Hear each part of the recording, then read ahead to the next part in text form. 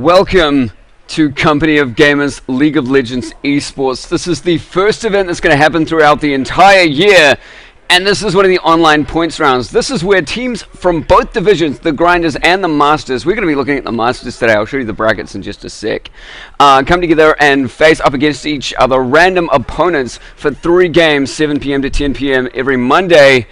And yeah, we're going to kick into the first game. It is going to be Unorganized versus Zero Elo. Just going to give you a look at the brackets of what's going on in the Masters tournament. Not sure if you can see that really clearly, but we're going to be doing Unorganized versus Zero Elo for round 1. Round 2 is going to look at Yin Yang versus VGN. I'm really excited for that match. And then it's going to be Nulla Secundus, which is going by Nulla these days, up against Sanctus for the third round, for the third game, starting at 9 PM, I think it is. So we're pretty much going to go straight back into this game as long as we can. We do have all the people in there. Just going to check if they're up and ready. You guys ready? Y'all ready for this? How you guys doing? By the way, I probably won't be able to talk, look too much at the chat consistently. Seeing as people are spamming it out right now, I'm just going to be all over the place. It is going to be mainly shoutcasting and entertainment crap today. I'm just going to be so entertaining. But I will give it a go. Hey, why not try? I have got a lot of plans for making stream schedules, and we're going to have a lot of really amazing UI coming up. We sort of threw this out together the other day because we don't have our proper UI set up, but we've got a couple of treats landing for our UI. It's going to be really interesting. So yeah, everyone's saying yeah, they're ready. And Meat Lover's left the spectator slot. Damn, Meat Lover. Anyway, shout out to Meat Lover and Yggdrasil for helping me administrate this for now. Just gonna pop over into the champion select pane there. Everything's looking nice and pretty. Okay, I have the summoner spell covers up. Yeah, I'm on the ball. I pretty much know what I'm doing. Here we go. Malphite and Blitzcrank going to be banned out first. These two teams, I've never actually seen any of the players from these two teams play at all. But they are starting pretty standard picks and bans. I will have picks and bans and player champions sorted out by next week. It is a bit hard not knowing any of the teams to get a lot of information out to you, but we're gonna go into their Lolkin accounts and look at what they've been using, so I can give you a little bit more information and have a giant list of what everybody uses, so I can talk about teams that I don't even know. It's gonna be really awesome. Hey, would you look at that? Zach actually banned out. Zach's such an interesting champion coming in as a new champion to the league. He's really great for locking down individual targets, but he does absolutely no damage whatsoever. So, Malphite, Twisted Fate, Blitz, and Mumu. We all know Malphite, Blitz, and Mumu. Twisted Fate, of course, it could be a little bit targeted, but he does have great map control. Entirely understandable why he would be banned out. I'm still very surprised that they banned out Zach. I guess they just don't know enough about him, and there's no restrictions to me using him. I didn't say there were any restrictions at all to using Zach in this lineup. I may do that for the next champion coming out. She does look pretty insane. Volibear banned out there as well. Quite a strong solo queue champion. A lot of my friends are loving that solo queue Volibear. Come to think of it, amazing consistent ganks. I don't know. I still feel like in teamfights though, Ignite is pretty much his bane, his death once you get that off. But he scales pretty damn well. He bites the crap out of everyone's ears. Okay. Cho'Gath's going to be picked out over by Unorganized, as well as Akali and Riven. Quite strong champions, good strong lineup. Cho'Gath, of course, we all know he's going to tank up really well, and he deals a ton of damage. Great ultimate feast for that. And Akali is still quite interesting. You really need to know how to play her quite well. She's still a very vulnerable champion, and you can still buy Vision Wards, which are sort of more available in Season 3, considering the Sightstone coming out. And thank you, people, for trying to add me and covering the banned champions list. That's so nice of you. I'm not even going to deny. I'm just going to let that sit there. Just going to let that burn. Riven, of course, amazing in the top lane. I just laugh at Riven versus Akali. I saw that matchup the other day. I was like, guess what? Akali's going to die. It took about 2 seconds in lane for Akali to get smashed. So totally called it. First time, no. But yeah, Lulu and Caitlyn are going to be picked out for the bot lane, and Caitlyn is actually sitting there with some interesting spells up her sleeve. Looks like an incredibly durable bot lane. Of course, I can't tell you that some of the spells because we have got the covers up. I was just about to. I was getting really excited. It's not going to happen though. I and only Boss going up for the Kassadin, so we've got an X-Pack player potentially coming down. What you doing, man? And hello, Lemonade Swag. This is how you get your name on the stream. You block the band champion list by trying to add me as a friend. Damn it! Oh, damn it! Anyway, here we go. Got owned son. Going to be picking up the Jax play. Up against Riven, that is an interesting matchup. He might not necessarily be going in the top lane. If he does, Riven has quite a lot of burst damage early in the game. She can really bully him. And her durability does scale decently into the mid game. But Jax's damage, as you all know, once he gets that ultimate, it's going to stack up insanely. 3 hits and you're dead. Ooh, Udyr potentially coming in out of nowhere there. Again, loving that Udyr play. We all love the NZ stealth Udyr play. I don't know anyone else in season 3 yet who does jungle Udyr specifically as well as NZ stealth does. Let me see what Red Dagger can prove me wrong on that one. Or if he can prove me anything. Not necessarily wrong. Well, I might be. Lux going to be picked up by the last player in Unorganized. Lux, we all know, great AoE, great control of team fights, good control of the lane, come to think of it, against a Kassadin, maybe not as much. Kassadin, great mobility. She does have to get aggressive against him in the early game, where he is less aggressive. Sidria. Oh, Sidria, invited me to group chat. Now people are inviting me to group chat. Oh, well, thank you so much. Wow, thank you. I wonder how I can actually block that so that nobody blocks the band champions. Nobody can see the band champions. It's so sad. It's so sad. I'm sorry, Starberry T. I can't do it. I can't bring myself to do it. It's not going to happen. 1 second to go. And bam! I can release the summoner spells. Look at that. It's so much fun. Durability lane looking at the bot lane for Zero Elo, sorry. It's so nice and amiable on that Lulu Caitlyn combo. She's actually got barrier on Caitlyn. And with the help picks, it's going to be absolutely nuts. I'm not going to be able to control something like that. It's barrier over there for Pyroleech as well, come to think of it. But it looks like the defense going into her lane. I think Mbala Dis is going to be going for that mid lane. And we're going to have Cyro's Light, indeed, if I get any of these names right. Cyro's Light going to be in the bot lane protecting Pyroleech. So it's quite a kill lane in the bot lane. But I'm pretty sure the bot lane of Zero Elo, can handle it. They've got just so much stopping power on their team. I don't think they're going to take that much of a hit, and great range as well. If Pyroleech can do too much for that double up, maybe we're going to get somewhere. Just maybe. I think Red Dagger is going to have a difficult time in the early game. I mean, you've got the Twilight Shrouds, Twilight Shroud, totally. Twilight Shroud sitting on Akali, Broken Wings on Riven, and anything else on Riven, to be perfectly honest.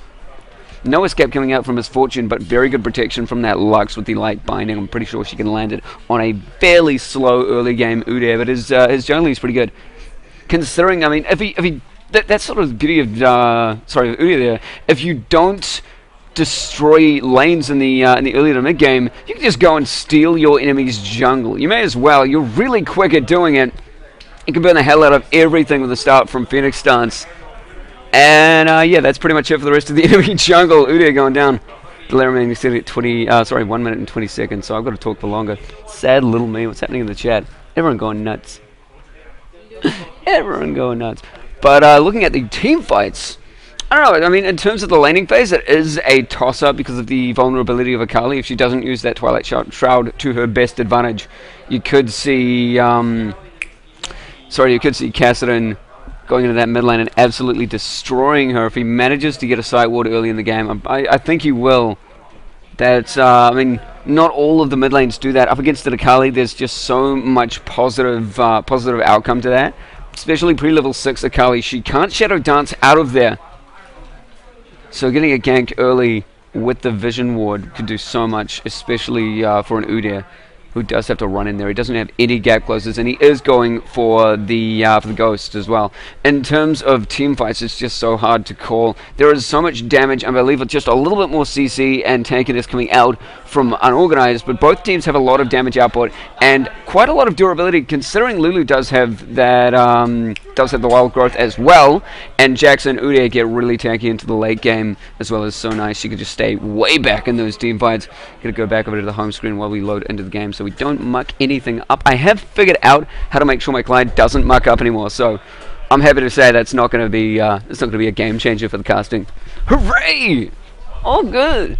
Just a little bit of a heads up for the entire scene for Company of Gamers LoL Esports. We are a New Zealand organization, and that is primarily what we are up to. We're doing New Zealand tournaments, and we're focusing on the Auckland to Wellington land regions, but we are doing this for the entirety of for the entirety of New Zealand. It is open there, and we're going to try and get some events down in Dunedin, Otago, something like that. It's possible, potentially Christchurch, but they don't really have the facilities that we can use to go down there, and we don't have the personnel to go down there either.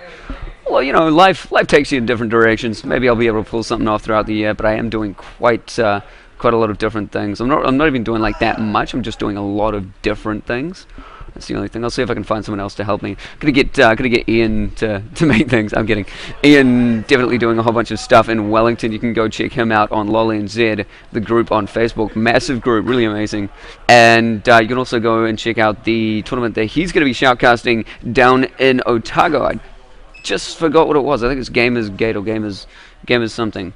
But it looks absolutely amazing. It's a massive event, probably the first true massive scale esports event for a university that's been held in New Zealand, potentially. Gotta be some very cool player coming out from that. I'm pretty jelly. I'm jelly of you, Ian, going down there. Yeah, Gamer Central, I apparently got it right. Woohoo! Super jelly of you, Ian. Super jelly. Oh, well, I am doing ESL from Australia, but I don't get to go over to Australia. I might do that for the EPS that's coming up for ESL Australia and New Zealand, which may be kind of cool. Let's see how that's going. I might be preparing something a little bit special for the release of the Oceanic server, come to think of it. So hopefully that's going to be really big. We can't just let the release of the Oceanic server fly out of nowhere, you know. It's something special. It's something that we should be reacting to and treating as a big thing.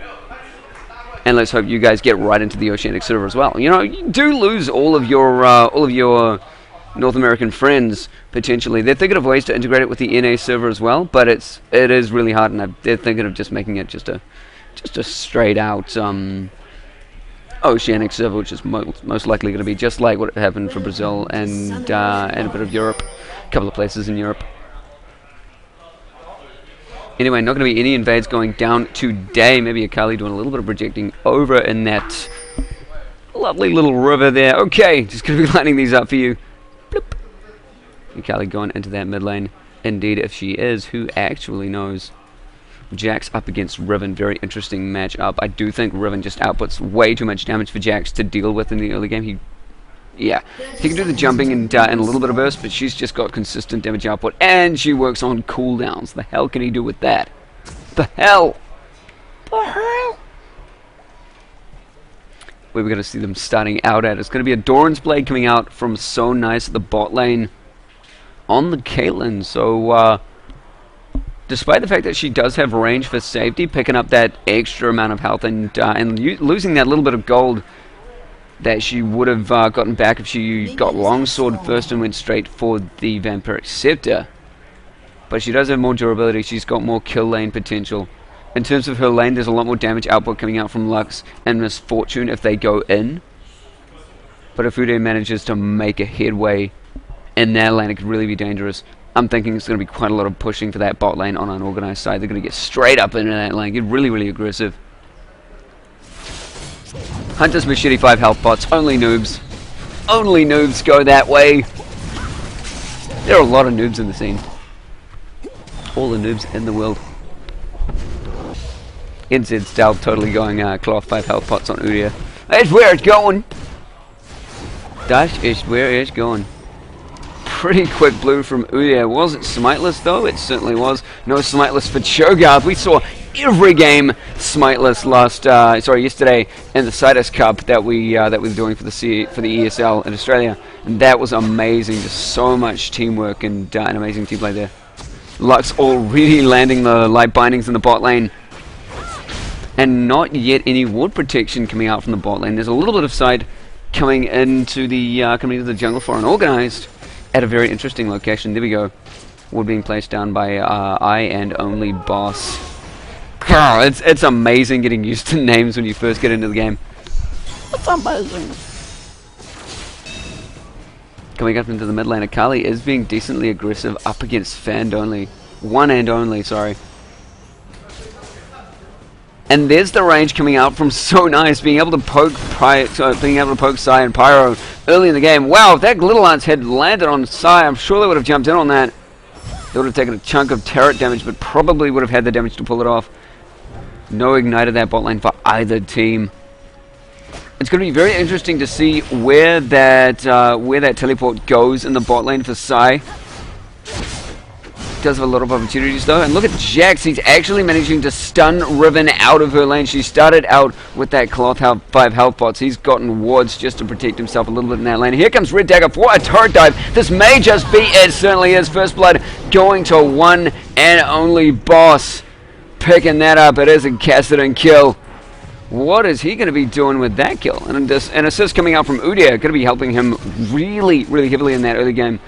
Maybe going straight for boots. I don't know if he goes straight for that Madras. He did actually go straight for that Madras Razor. Wants to go for them jungle steals and that. There's the boots though. He does actually have enough gold for both of them. He doesn't have to decide. That's a lucky guy. Who's the lucky guy? That's what you really want on Udyr, that speed. When you get that out on bear stance, that's what makes your gank so powerful. You don't have an initiate spell, but that's sort of like your initiate spell. That's how you really get in on it, everything. And there's that pushing potential coming out from So Nice and Amiable. I really thought Psy and Pyro would have been able to make it in that early game. It doesn't look like they're getting close enough to put off the damage though. As soon as they move in against So Nice and Amiable, they've got the health to really pick up in the lanes.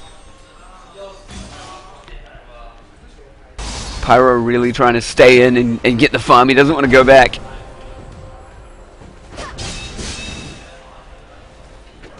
And Baldur's now dead, actually picked herself up an amplification tome.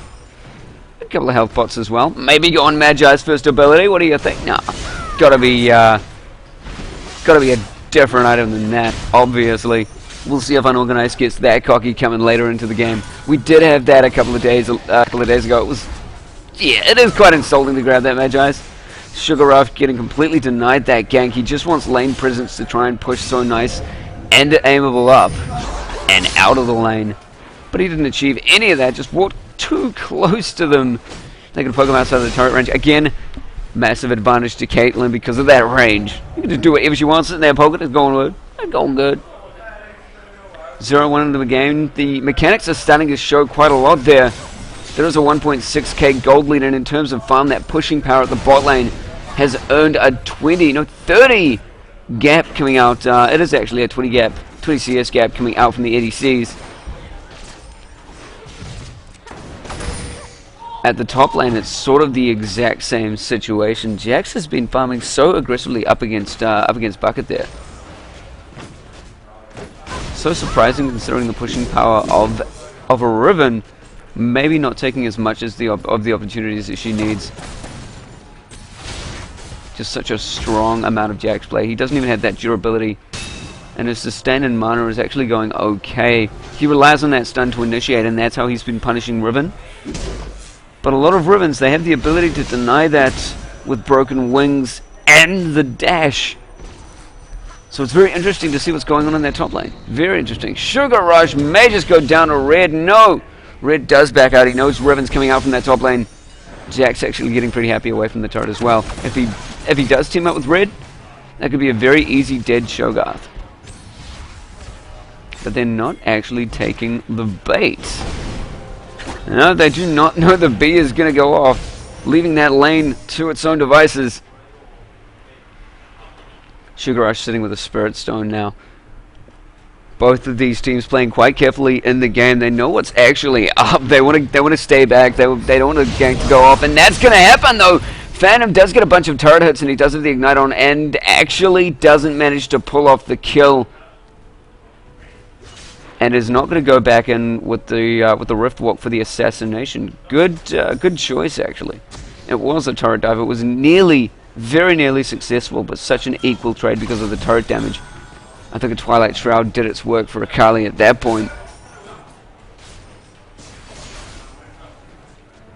I and only boss going back now. Let's see what he picks up. Now it's his first time going back. Is he going to go for that Vision Ward early in the game? He's starting out with a Catalyst going straight. actually getting the Tear of the Goddess, and he's got 2 sight wards, but no vision. Gonna make his that could have ganked sort of really solid. Sorry, his tower dives rather ridiculously solid. He's aiming to get out that Rod of Ages and free stack that Tear of the Goddess with his Rift Walk. Easy mode, complete easy mode. Doesn't look like Pyro has even gone back yet. He's been staying in and getting the getting the experience, which is honestly good enough. He's staying up in that direction. As long as he's got his ult at the same time, it's so nice. He can jump in there. Oh no! There's the ace in the hole. It wasn't even landed as the burst goes out from one and only, and they're able to get a double kill with a turret dive. A little bit of a slip on the mid MIA there, potentially, from Akali, but what can you do when the Kassadin goes into a lane where both of the characters just really want to stand there? Pyro did not want to leave that lane. He just couldn't accept it. Couldn't accept that he needed a little bit more power. He does pick up a Vamp Scepter now, and a couple of boots. He's going to be a little bit faster, and he's got that 90 caliber in air, but there's just so much burst coming out from one and only boss. Let's see if he scales with it into the late game. Sitting 3-0 now. Let me see what he's floating from those 2 kills. That is nearly a K, so basically went back, came right back in the lane. He's got a K left. There's casual 1K, let's do this. Broken Wings going down, such an equal trade. But actually a Lantern, Wriggle's Lantern purchased on Jax. We haven't seen that for quite a while. We haven't actually seen Jax play coming up in the top lane for quite a while. He's still very powerful. There goes Alpha Light Binding. They may just have Red Dagger and one and only boss in their tracks. No, the ultimate didn't quite catch one and only boss, and they're actually, oh no, there goes Alpha Kama, and a Rift Walk from one and only boss, going to be protecting him from that death. Such a close call there. Great ultimate out from Pyro Leech. If he had farmed up a little bit more, if he had that extra damage, maybe from a BF sword instead of going straight to a Vamp Scepter, although he probably wouldn't have done that standing up with a longsword, but still, if he had that extra damage, that'll be 2 very dead champions. Akali just coming in there with a Q, managing to grab Red Dagger. Was it even worth it? I do believe their red is still available, come to think of it. Yeah, it certainly is. So not even a steal going out from Red Dagger.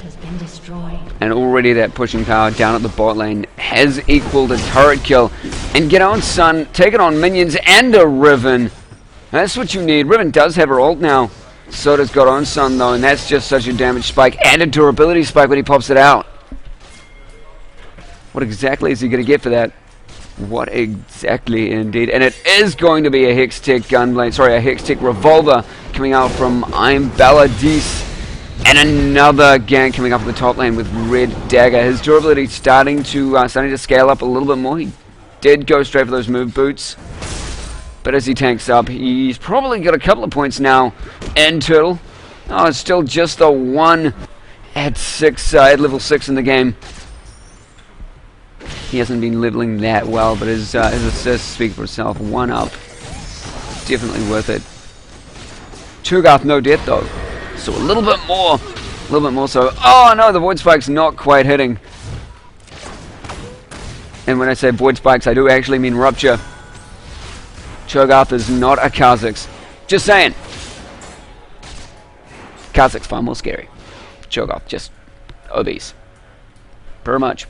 1-3 in the game right now. It is going quite a lot in favor of Zero Elo. Just look at those mechanics. Despite just having 3 kills, that's 2 kills up in 1 turret, they have that 4k gold lead. And you can see that farm difference up the top lane, 98 to 54, and the bot lane, 98 to 36. They've just been crushing their lanes with aggression, really. That's the focus. And the Rupture does land on so nice. She throws out the 90 caliber net. She does have a flash available and a barrier, come to think of it. Getting that health picks on are going to help so much. She's looking to try and kite them and get a kill on Sugar Rush. Where is that barrier? No barrier, no flash going out trying to save her. And that is one very alive Cho'Gath. One and only boss in the meanwhile. What's going on there? Getting pushed on by Akali, who's scaling a little bit better than she was before. Going up against him with that Hextech revolver, is able to Twilight Shroud as soon as she goes in. Gotta be worth it. And Red Dagger trying to go for the gank. Pushed out because of the turret though. Thought he could get the one up on Sugar Rush. Not gonna happen. Definitely not. BF Sword now on So Nice after all of that farm. Let's look at the difference there. 3.8k to 2.6k in gold. 1.2 K gold difference between the ADCs. Isn't that just a little bit nuts? Isn't that just? And it looks like it is going to be an IE out from Sonai's first item as well. Is Pyro Leech going to go for the one and only Blade of the Royal King build, or are we going to see some? Are we going to see some old school ADC build coming into this match? Is that what's going to happen? This is the Masters division, so these guys, assuming they know exactly what they're doing. I'm kidding, they do. All the players do. All the love for all the players. Who knows? You decide. I'm just the caster. Sneaky Dragon going out from Zero Elo. You can see it, and the commentator, the announcer, sorry, letting that slip. So nice coming in. Where's the Twilight Shroud? Down it goes. That slow going out, and they actually know where to put off the AoE. That is going to be one null void going down from one and only boss. Another kill. 4-0 in the game as he really begins to dominate. That is their gold sink, though. Really could have afforded giving that kill to So Nice, as she's isolated by that rupture. Doesn't matter. Going with an null sphere. A couple of auto attacks, and there's a that was very interesting. Did it actually burn her ultimate? No, it didn't. She threw it out along with a Piltover Pacemaker, denying her own ultimate, but it did just respawn there. Thank God that it didn't go off. That was quite clutch reaction going down. Berserker Screeves now on Misfortune. Let's see if she tries to go in for potentially a Black Cleaver later into the game. Is she going to turn that into a build squad? I don't know what she's doing with that. Vamp Scepter. She's got the opportunity to scale on auto or on team fights. Not too many team fights coming in. A massive gank coming into the top lane. That turret's just worth nothing to a 3-man gank when it's on only 500 health. Oh, and Akali just giving that kill to So Nice after taking that ultimate. She could have walked away with it. She thought her lifesteal was going to be enough to jump in and try and take the kill. Certainly not against So Nice and Aimable, who have just been so fed in this game in terms of minion farm, as opposed to the rest of Unorganized. 2-7 in the game, nearly that 10k gold gap. 15 to 23. 1.4k waiting on that 10k gold gap. That is pretty much insane at 15 minutes into the game. Already pushing all outer turrets. Not even that much need for warding. There is so much warding coming out from Unorganized because they want to take control of their jungle, their side of the map, because they know if they don't, that jungle just belongs to Zero Elo. Once they get sight of their jungle and Zero Elo thinks it belongs to thinks Unorganized jungle belongs to them, Unorganized will be able to tell where Udyr is if he's trying to steal any of those buffs out. A lot of them think they can. They just go in there. But if you have those wards, you can potentially save that jungle. Just maybe. A little bit. Out goes a rupture onto Red Digger. And there's a flash feast coming out from Sugar Rush. Going to give them a kill. 3-7 now. Good little maneuver from Sugar Rush, taking that opportunity while he still could. I personally love me some aggressive flashes. A lot of people think it's only there for that defensive stance. And get on, son. Just get a 2v1 all day long. And there's going to be an ace in the hole, giving him the save. Jumping on Bucket. Easy kill for Get On, son. The snipe going out is not actually going to land the kill, though. Oh, Psy Rose, if you had been AP mid instead of support, that snipe may have just gone somewhere. It was very well put out, just not enough damage landing on that. You don't even have a Cage's pick. Or Kage's pick if you do prefer. So damn close.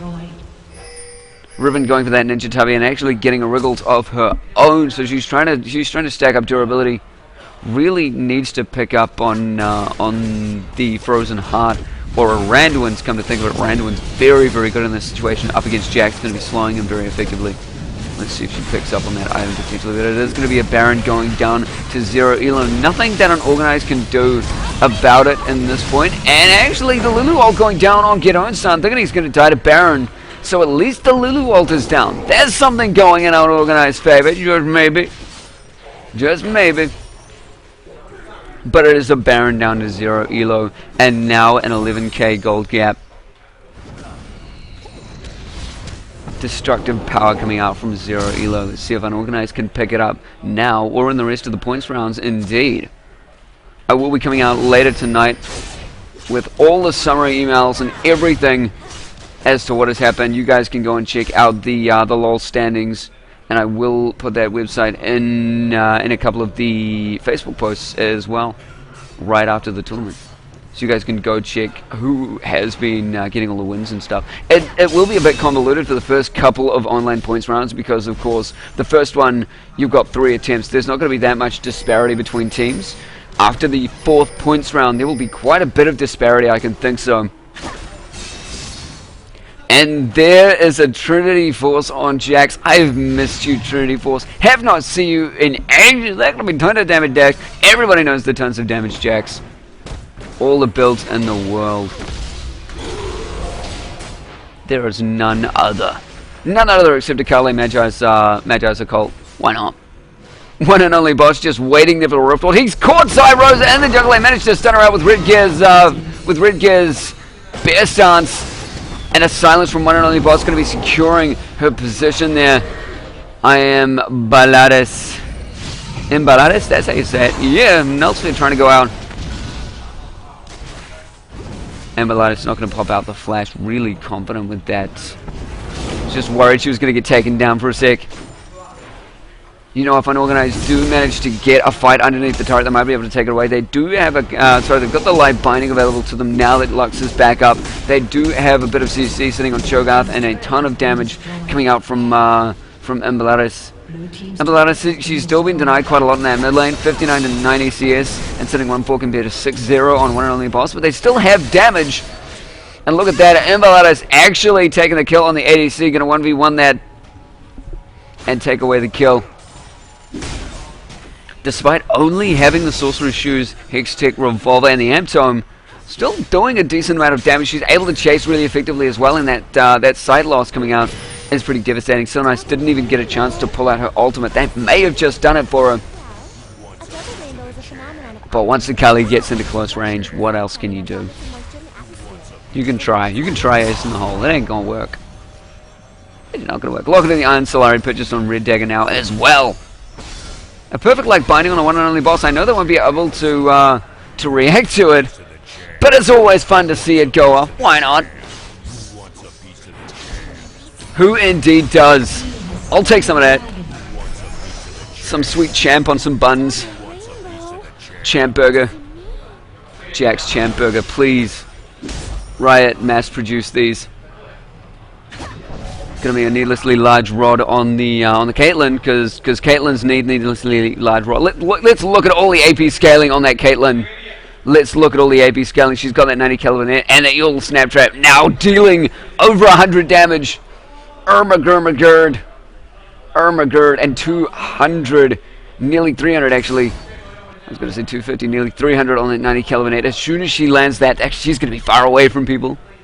He's going to be far away from people, and they would have taken 300 damage. Pretty OP scaling. Epic Caitlyn, all the way. Let's see if that needlessly large rod is going to be her downfall, come to think of it. I do like this. I have seen teams that have been really confident and go full Dorans at the end of the game, and then they just throw completely. It's like, this is going to be funny, and then the enemy team's like, well, you know, we're not actually that badly skilled. We're just behind in the game from kills and CS. And that's a very easy, very quick kill on Jax. You guys can see it. Pure damage, and there's actually, just look at that warding potential from Zero. They haven't been warding all game because they just don't give a crap at all. An Unorganized forced to ward their entire jungle and now warding right outside the view of their base. So they've had good control there, but there's just been so much reaction coming from Zero Elo. In comes Red Dagger from the back, getting that bear stance off. Spyro trying to turn around and get the kill off. But it's just a kill fest for Zero Elo. They are too far ahead in this game at the moment. Nearly a 20k. They've actually reached nearly a 20k gold gap. And after getting a couple of minions from the next couple of engages, I think they just might make it. 20k gold gap, 10 kill lead, and they're in the base. A jump on Rose Light with a stun going down from Get On Stun. Going to be another kill picked up by Jax. It is a fight for control between Jax and Kassadin at the moment, to be honest. It's pretty nuts. Just got Byron over here saying hi. What's up? How's it going? And so Crush first game at 5-16, 20k gold lead. It happens. It certainly does. We'll be able to track Unorganized through the entire series of I nearly said Barcraft. It can't happen. Company of Gamers, League of Legends, Esports for the rest of the year. Will Unorganized make it? That's what I'm interested to see this year, if teams are really going to start evolving. Yin Yang especially, you're going to see them next game versus up against VGN, who you have seen really strong team. And that's going to be an amazing game, I can tell you what. That's going to be the first time they've ever versed up against each other. And the forfeit going down, the win going to 0 elo. And the double explode! Theo is happy. Snowy is very happy. He gets his double explosions. That is all he needs. Thanks for tuning in. We're going to be up at 8 o'clock, I believe it is, 7:43. So in 20 minutes, we're going to get up to the next game. It's going to be Yin Yang Gaming versus VGN. You guys are going to see it here on CoG LoL Esports for the 2013 season. See you guys in 20 minutes.